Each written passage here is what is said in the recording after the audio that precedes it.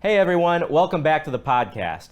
Before we begin, the Grandel Wrestling Podcast would like to salute our partners who make all this possible. First, the St. Louis Kings of the Calzone, sauce on the side in the Grove. You can't go wrong with the Pancho Villa or one of their dessert calzones. There is an art to this dish, and there is one master artist of the calzone, sauce on the side. Dine in, carry out, or delivery. We'd also like to welcome the newest member of our family, the Southwest Diner. Serving up diner staples and foods of the American Southwest, Southwest Diner has been a favorite of locals and visitors alike since 2012. If you're into the classics, you can't go wrong with the biscuits and homemade sausage gravy. You like spice? Dig into Jonathan's famous fiery scramble. They also do an excellent smash burger. You gotta check it out. The crispy edges are amazing. Now offering delivery, curbside pickup, and a brand spanking new patio. There are plenty of safe and enjoyable ways to get your Southwest Diner fix. And now, on with the show.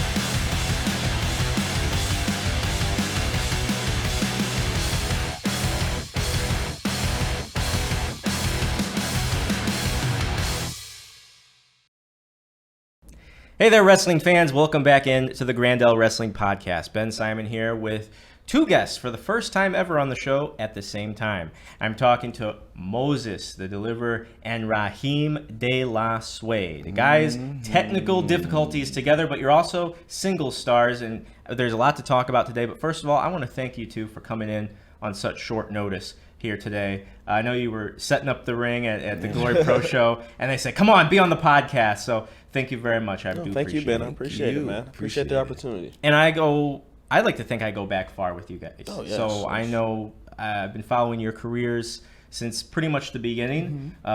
From Rahim the Dream and the Battle Royal. Man, why'd you say that? It was only a couple years ago. I don't forget these things. You really made a mistake by saying that. I can't wait to make more mistakes. Raheem the Dream. We can't. Man, I wonder what's he doing right now. The Dream. I feel like he's in the room. It's an indie legend, man. Yeah. Raheem the Dream. Well, anyway, so you two started out in World League Wrestling and are still in World League Wrestling. In fact, we're talking to Moses, the heavyweight champion, and Rahim, the junior heavyweight champion, the two singles titles. That's pretty cool. Yeah. So you started out in World League Wrestling when Harley was still alive.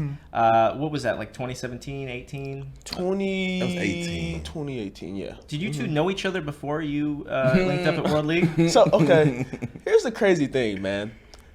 So we went to two separate high schools. He went to Hazelwood West. I went to Francis Howell. We wrestled at the same wrestling tournaments in high school, but we didn't know each other at that time until, we talked about it. We're like, hey, man, I remember wrestling at this wrestling tournament in high school. Like, yeah, man, I was at that tournament too. We go, yeah, what year were you there? And then, that whole deal. So, no, we did not know each other, but we technically crossed paths. So, yeah. So you had an amateur background in high school. How good were you two? I was pretty solid. My mind wasn't into it how I am with professional wrestling. I didn't have the same passion for it because there's a lot of stuff that goes into amateur wrestling, like a lot of cutting weight. The practices are super tough. Stupid. But there's a lot of hard things that made it kind of hard to enjoy at times. You know what I'm saying? 'Cause especially in high school sports nowadays, the whole aspect of having fun kind of gets thrown out the door. It's super competitive. Certainly at certain high schools, they take it super serious. So. I tried to be on the wrestling team in middle school. I went to Sperring in the Lindbergh district, and that's important. We're here in St. Louis. So, and I was no good, but everybody who was there wanted to be a wrestler in school because of WWE or Impact, right? Yeah. So, were you guys lifelong wrestling fans? Ooh, yeah. I started watching wrestling since 2004. Yeah. Since you were I was tiny 5. kid. I was 5. As far back as I 4, but yeah, 5. As far back as I can remember being alive, I've always watched pro wrestling. But I had my older brother who was an amateur wrestler, and also my father was an amateur wrestler, so that's always been in my life as well. So when I was going into amateur wrestling, I wasn't going in there trying pro wrestling moves, because I kind of knew better. But there are some people I've came across that go in there and try to DDT you or put in sometimes I was like, yo, that's not what this is. Right. And well, the good news is you know you don't need the 3 count. So Yeah. hey, so World League Wrestling. When you went to train at the Harley Race Wrestling Academy, was it a no-brainer? You know, because they moved to the area in 13, 14. So And who started first, by the way? we started. I guess I walked through the doors he first. walked in first. He came late the first time. He showed up fashionably late. I But- got off work. Yeah, that was my last day working there too. So I was technically still in high school when I first started training. My amateur wrestling career had just wrapped up like a month before. And, you know, by that point, I knew that I kind of wanted to go into trying to be a professional wrestler, but I didn't know, like, how to go about it, you know, how to find schools, this, that, and the other. But I saw the ad for a tryout for World League Wrestling or the Harley Race Wrestling Academy.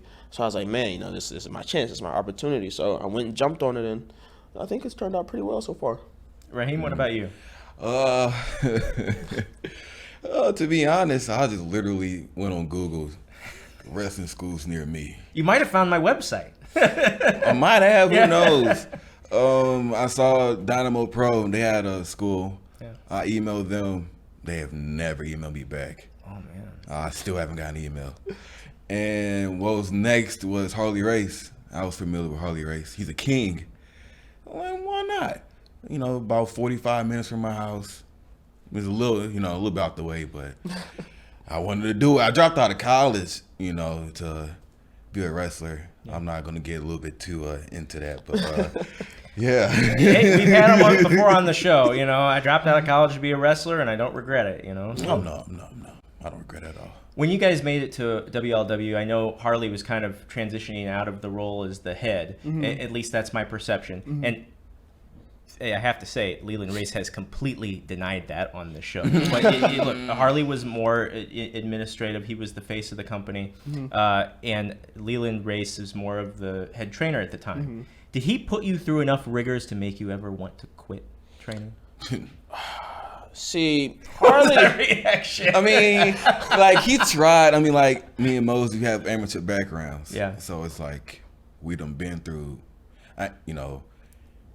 You got to have conditioning. Yeah. We've been through heck and back. Yeah. I can't say the actual word. Can I say the word? Yeah. We've been through hell and back.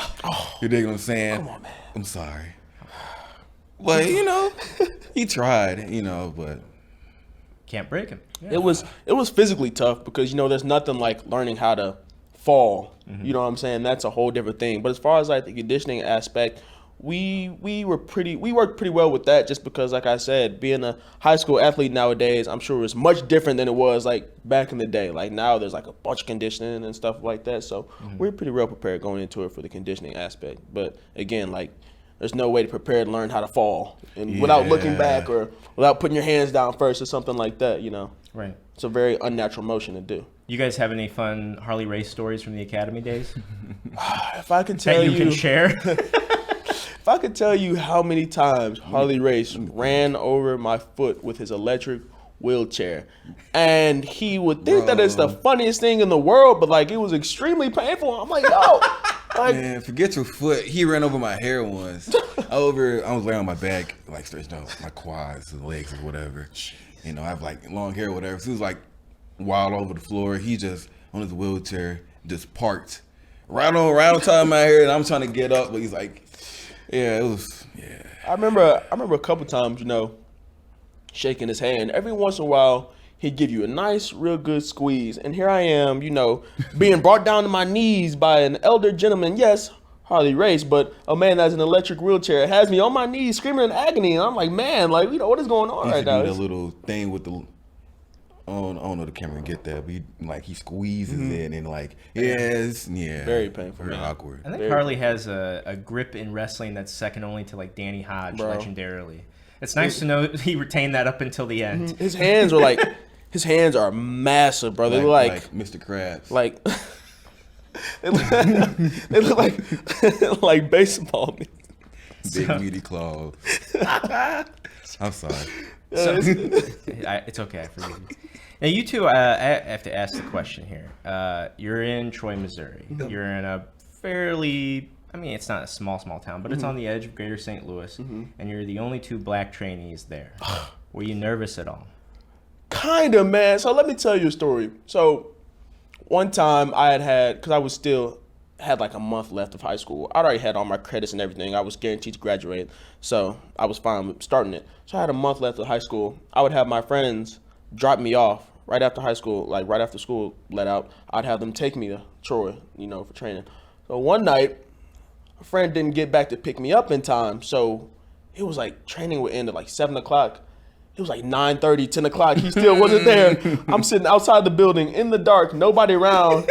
And I'm like, man, like, is this how my story ends right here? Like, is this, this young? Like, is this how I go out sitting? And it was, when I started feeling like I was seeing things, hearing stuff ruffling in the bushes. Yeah. And like at that point, I just put my head down. I was like, I don't even want to look anymore. I'm just going to just put my head down until I hear a car come in the parking lot. When I tell you, when he pulled up, I was so mad. Like, I didn't say a word to him on the ride. I'm like, dude, like, are you kidding me, bro? Yeah. And that was one of the scariest things. Because, like, anything could happen. Like, I was just sitting there on the front of the steps. And it was like, Well, when I first walked in, I just saw just me at first until I saw Moses on the bleachers. So yeah, I'm like, oh man, there's another one of me here. Okay. Here's the thing. So when I'm coming in, I'm like, okay, I'm almost 100% sure I'm gonna be the only black guy with dreads here, right? Yeah. Then in comes through the door another black guy with dreads. I'm like, okay, like what's going on around here? I came fresh from work, so I had on like a suit. Yeah. Glasses, hair up, you got like sunglasses on. I'm like, man, what is going on here? Like, yeah. So I remember when you guys, that had to draw you two together, and maybe one of the reasons now you're a great tag team as well. I remember when you debuted. Rahim, since I brought it up earlier, Raheem De Suede was like a month 2 kind of thing. I was a ring second.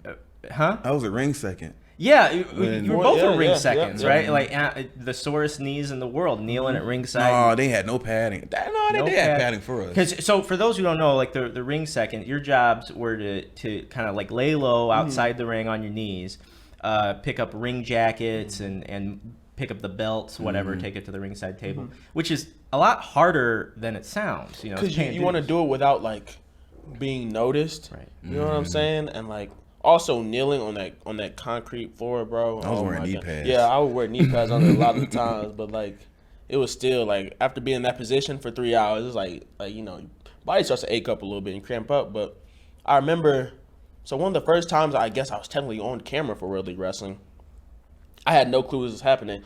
It was a match between JDR, Jade Dominic Rose, and Jack Gamble, and they're doing their thing in the ring, they're fighting or whatever. And then, JDR rolls out the ring and grabs me and, like, uses me as a shield. And I was told nothing about this. So here I am just, like, on camera. I'm like, okay. Like, I guess it's happening. Like, I made the debut. Yeah, that's right. I guess my unofficial debut right there, man. Well, I don't remember that too well. So I guess we lived through it, And the idea is, of course, you don't want to be noticed because you want to make your debut clean. So when that happened, I was like, well, I guess you throw that out the window now. Right. So, since the beginning, Moses, you have been a technical wrestler. You wear the singlet to the ring. Moses the Deliverer. Backwards, but you said, it's a pet peeve, man. So, the Deliverer is the nickname, right? So, normally you say... That's your Facebook name. Yeah, that's right. You say the nickname first, right? Right. But it's almost... Everybody says Moses the Deliverer, Moses the Deliverer. And I was like, that's what your Facebook page says. And I tried to change it and it won't let me, bro. It's we like, gotta start sorry, a campaign. Can't change. It's like, we can't change Facebook name or we'll get back to you in XYZ amount of weeks. I'm like, bro, like what's going on? I changed it on everything else. Your Twitter, Facebook Instagram. page is confusing ring announcers worldwide. Okay, nobody's Moses. on Facebook. The Deliverer. It's all about Twitter, Moses. man. Twitter, that's where it's at. I have enough fights on Twitter. Hold on, pause. I followed Ben Simon on Twitter, and he did not follow me back. I took that kind of personal, man. What's up with that? Ooh. I didn't follow you back. No, you didn't follow me back, man. I added you to the St. Louis Wrestling Twitter list. You did, but you didn't follow me back on Twitter. And now you got to now. You on camera. No, actually, I remember. You told me you only follow verified accounts. Yeah, I'm starting to kind of miss that. I can't get a blue check mark. We gotta be famous enough, Moses. I don't know what to say, okay? Wow, okay. Wow, it's like that. That's crazy, man. Well, I'm De Suede, so De Suede. You can follow me though, right? I don't know. Yeah, sure. we can talk about it after. Anyway, yeah. Raheem, you were in a battle royal and you didn't know. Raheem De Suede wasn't. Raheem the Dream, right? Look, I got to bring this up because it's all about the development. It's the evolution. We like to talk about the entire careers here.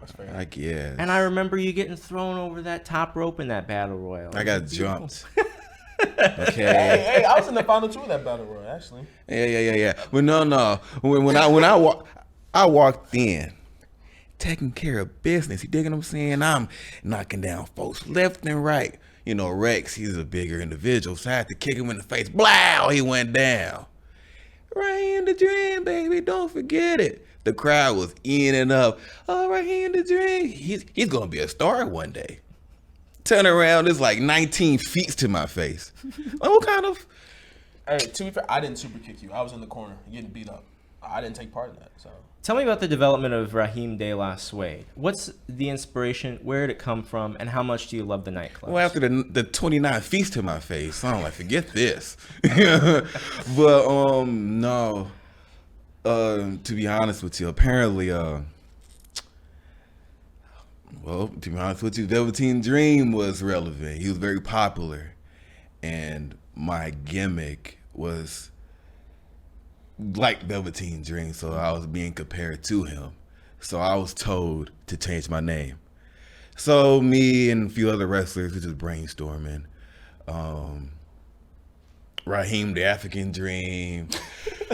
You know, something like something, you sounds know, like a king. bro, The African yeah, I you will know, never yeah, forget that. you like War Pain and Oh, man. tribal stuff, you know. It was gonna be definitely like '90s attitude era gimmick, like he was Kamala. Yeah, Yeah, don't get me wrong. Attitude era. Yeah, Yeah, man. like no, but eventually a couple names came up, and I was thinking of Raheem De Ghetto. I got her from the French Prince of Bel-Air.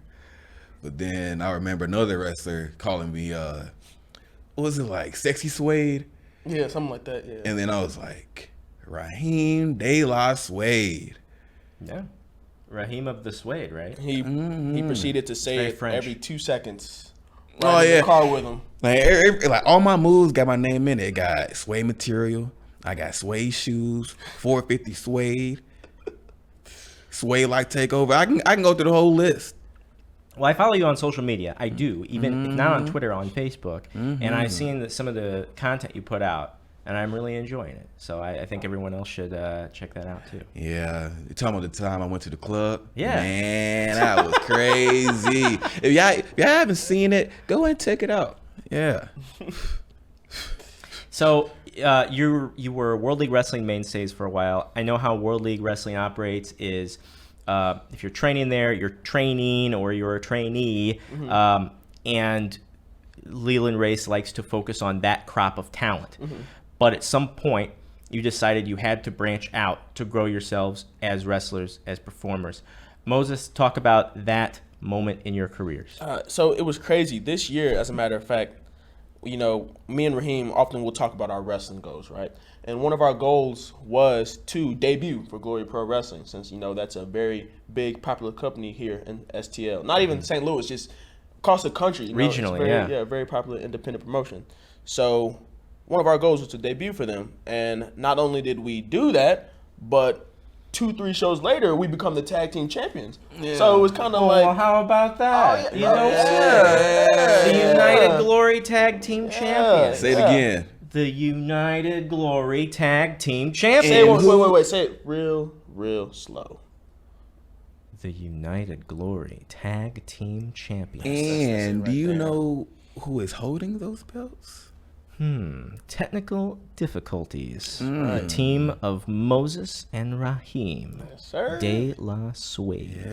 Yeah. The deliverer Moses and Raheem De Suede. You'll get it one day. Hey, it's a good lineage though, because the previous champions were Top Flight, who got signed to an AEW contract, right? Had to vacate the belts. Yeah. And so now you picked up the vacant straps. That's pretty cool. Yeah. At the same time, back home in World League Wrestling, we got the two singles champions here. Moses, last December, you had a huge feud with Derek Stone, the veteran Derek Stone. I know you go back far with him. Yeah. And he was it was a heated rivalry, and it culminated in December when, under unusual circumstances in a tag match, you became the youngest World League Wrestling heavyweight champ in the 22-year history of the title. That's right. Yeah, it was a triple threat tag match, and the stipulation was if I got the pin, then I became the champion, which that ended up happening, which was a crazy thing, you know what I'm saying? Because, like, when I started the feud with Derek, I didn't think that, you know, I would end up being the champion, you know? Everybody knows, if you see Derek, he's a large individual. And I am very small compared to him. So it's like I'm sure a lot of people didn't expect me He's to almost come 300 on top. pounds. Yeah. Yeah. I'm sure a lot of people didn't expect me to come on top, but I did, man. Made it happen. That's very cool. And Rahim, the junior heavyweight champion, over Jaden Dominic Rose and Sean Patrick in a three-way. Talk about your road to the junior heavyweight title. I was scammed. You were scammed? Yeah. I was cheated left and right. I have beaten the champion fair and square. 1, 2, 3. But it took them how many months to give me my one shot for the belt? It did take a while. Yeah, it took them a while. Yeah.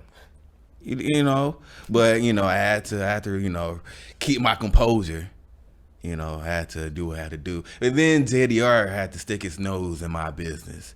So now I had to just, like, deal with him and Sean. Yeah. You know, so I had to dig deep in the bag. You know, I ain't finna tell you, you know, what's in the bag, but I had to dig deep in the bag. Maybe like a chain or some nuts or something like that. Yeah. We go with that. Yeah. Yeah. In that bag. Yeah. You know what I'm saying? And I became champion. Am I the youngest junior heavyweight champion? Am I?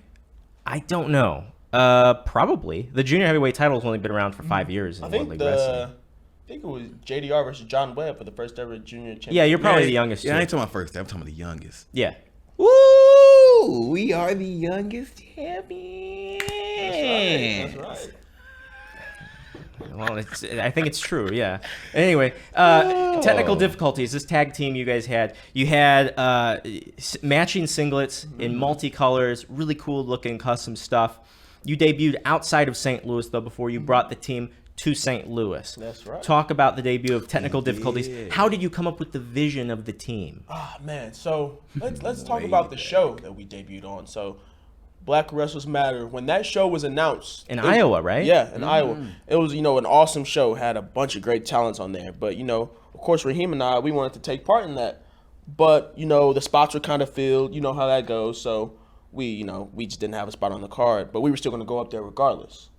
And also, to put this in perspective, this is summer of last year, so we're in the heat of the pandemic. Shows are just coming back, but they're rare, and everybody wants to be on this card, so it's tough. So the crazy thing is, me and Rahim, we had thought about tagging before, and we had got the singlets and everything. We got our matching jackets. You know, we were like, okay, whenever we get the opportunity, we'll be ready. But little did we know that opportunity would come sooner than we thought with the Black Wrestlers Matter show, which we were both very grateful to be a part of.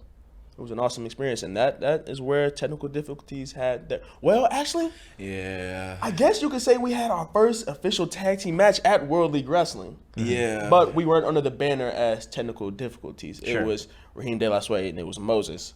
I needed a tag team partner. I was out there getting beat up per usual, and he came and made the save. It was weird because I was a bad guy, and then I just turned good. It was a mixed match tag team kind of thing. Yeah. So when you guys try to get booked now, outside of World League Wrestling, because I know you're singles guys there, are you generally trying to travel together as a tag team? Both, honestly. Doesn't matter. Both. Whatever we're needed as. You know what I'm saying? I want to be very flexible. You know, if the promoter needs me to do this or do that, I want to be able to do both. So, yeah. You two have come under the tutelage of Mike Outlaw recently. Talk about what Mike has done for your careers. Well, you know, my first time meeting Mike, I ain't like him at first. What, a little too crazy? I just didn't like his aura at the time, you know. But after talking to him, meeting him, I realized, okay, I was just in my own head. Yeah. You know, I was cranky that day, so I was just mad at everybody. Right. Yeah. But Yeah. Outlaw's an awesome dude, man. His perspective on wrestling is phenomenal, and just being able to sit down and talk to him and pick his brain and like get his idea on different points of different things, like you do during your match or what you should do here. He really goes into detail, and I appreciate that. That has helped a lot. You know, details and certain different things that, you know, we might not be good at, but he helps us progress and get better to that point. Yeah, he's the one that helped me what psychology was, because we're breaking the wall here, but I didn't know how to really structure, like, you know. But he literally sat me down in the corner. Like a match, structure a match. Structure a match, and he broke it down to me like, hey, this will fit perfect here. You know, this do this here, that there. And yeah, working with him in the ring, he like opened, like my third eye was finally like developed training with Outlaw. And then now we're training with Davey Richards. Yeah, that's awesome. Yeah, I've Yeah. been seeing some videos from the Dynamo Pro Dojo. Is he as intense as he appears? Man. Yes, he is super intense. He's a super cool guy. Don't get me wrong, but he means business when we're in there learning. So Yeah. Team ambition. that's right. Team ambition. Everybody. We worked a card recently where nearly half the roster said representing Team Ambition Yeah, in we their coming intro. We coming in deep. That's right. Yeah. Man. So what are you guys' upcoming goals here? I mean, everybody wants to get signed. Do you have a company in mind that you're aiming for? Is it just like whoever wants you can have you for the right price? Yeah, whoever. Honestly, whoever. Yeah. Whatever company, man. We just want to really get out here more and get more exposure. That's our main goal. What about you, Raheem? Same thing? Yeah, same thing. Like, I have open availability gang, so you guys can just DM me or Twitter message me or whatever. Open availability. How about that? All right, guys. Now is the time in the show that I warned you about. We want the maddest, the baddest, the saddest from the locker room, from the ring, or from the road. The wrestling horror story that you can tell. I guess this one's kind of from the ring. It made me mad going back. I didn't realize it. So for my debut, I was so in my own head. Like I literally couldn't hear anything. Like I was zoned out. I was just super focused. Who was that match against? That match was against Superstar Steve. Oh, okay. Yes. Solid. So I made my interest in everything. I didn't really pay attention to the music because, like I said, I was just in a whole nother world. Afterwards, I went back and I watched the video, and that song, I wake up in the morning feeling like. Oh, that's my jam. That is what they played for my entrance, man. Yeah. And I'm like, bro, I go back and I watch that video. I'm like, am I tripping? Is somebody playing this song? I'm looking around, looking at my little sister, like, you playing that song or something? Yeah. I go back and that was my entrance song. And my I was a debut ring match. second for that too. So I'm over here holding the ropes for. I'm just bawling out in tears because I'm so happy for him. Like, oh, we out here, we actually wrestlers. Like, yeah, not knowing that's what the music. It's funny, was playing. going back, looking at me pose and all that, and knowing that that's the song that was playing. It was like, man, that was wild. That's hilarious that it didn't even. It did. Remember I in the was, moment. bro. I remember my debut like it was yesterday. Well, it wasn't that long ago. So No, it was like a couple years ago. But yeah, it was just like the feeling. I was super nervous. I had wrestled, like I said, doing wrestling amateur in high school. I wrestled in the state tournament. That was a super nerve-wracking experience because that was in the Mizzou Arena out in Columbia. So that was a bunch of people there and everything. But that didn't compare to my debut because I was like, man, this is it. This is what I've been working hard for. It's like if I screw this up, who knows where I go from here. So First impression. yeah, Rahim could tell you starting early on, if you tried to talk to me before a match, it's not happening. Yeah. I would sit down against a wall, and if you try to come high five me or something, I'm just just focused. Now I'm a little more loose, and relaxed. Yeah. It comes with time. Yeah. Raheem, a wrestling horror story that you can share? I don't know about horror stories, but I got some messed up stories though that happened to me. Remember that you can share. We'll take messed up stories. Okay, I'm a open book. Yeah, Aquarius. We the best zodiac signs. I don't know y'all into that, but I had a lot of gear malfunctions during my matches. Oh. Yeah. One of them was at Dynamo, our first time at Dynamo. I just brought this new, I thought it was fly. Suede tackler, suede material, you dig what I'm saying? It had like kiss prints, it had butterflies, hearts, the whole shebang. It fitted me, without my gear on. Sounds my like kick something pads. Heartthrob Jaden would wear. No, he got that from me. Oh, really? Oh, okay. Yeah. I stand corrected. All right. But yeah, it fitted nice, without my knee pads and kick pads. So I'm like, yeah, definitely gonna fit. Yeah. Time of the show, knee pads, kick pads. I put the tights on, and then it's I'm kind of doing the shimmy with it. I'm like, okay, and I put it in. It's right at my waist. I'm like, okay. So I'm doing a couple high knees, and it's starting scuba down, so my underwear showing at this point. I remember this. So I'm like, oh my goodness. I don't have any gear. Like, I didn't have no gear. That's the only one I brought with me. So we go out to the show. We go out. It's me and Mose. We tagging. And like literally, soon as I hopped in the ring, took a hip toss, my whole behind was just exposed. And I had to kill this out of. Yeah, and it didn't rip; it just kept coming down. Yeah, it kept right? coming down, and it was awful. Yeah, it was awful. So. Yeah, that's rough, man. I've been in the ring before, and my pants have split, and I wasn't even taking a hip toss. Oh man, it's rough. Well, guys, I think that's just about it for today on the show.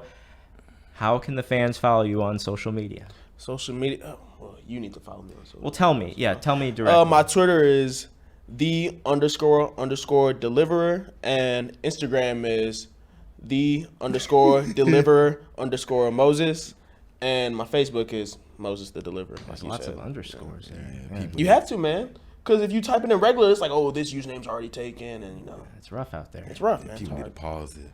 My Instagram is Rahim.m_. Feel free to just view it. You don't have to like it. It's just for visuals. I got people who still like it. I'm like, just a corner piece of it. Like, okay, That's what he says. He doesn't like when people like his Instagram posts. Yeah, which is kind of backwards, but okay. I don't care for likes. Just watch. Just look at it. My Twitter is @Raheem Suede. Who's the meanest? Suede. Who's the baddest? Suede. Who's the prettiest? Suede. And my Facebook, I need to get back on Facebook, but Rahim Mukadio. All right.